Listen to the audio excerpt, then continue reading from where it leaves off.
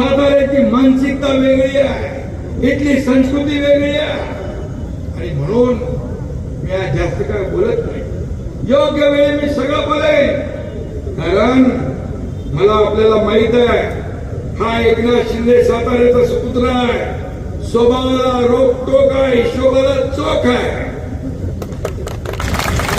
आणि पहले तो मैं किसी को छेड़ता नहीं, लेकिन किसी ने छेड़ा तो मैं उसको छोड़ता नहीं.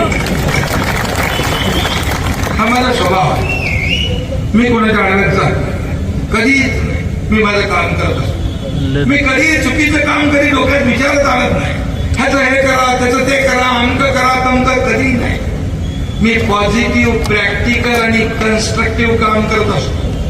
लोकांना काय द्यायचंय, आपण लोकांना काय मिळेल, जनतेला काय मिळेल हे पाहण्याचं काम केलं. तीच शिकवण शिवसैनिकांना पण आहे. आणि त्यामुळे या ठिकाणी आपण चांगलं काय करताय, सत्तेचा वापर लोकांच्या भल्यासाठी केला पाहिजे. सत्तेचा सदुपयोग करा.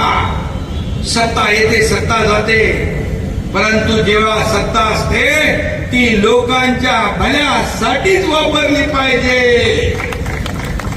सत्ता हे साधन नाही, सत्ता हे लोकांना मदत करणारा एक माध्यम आहे.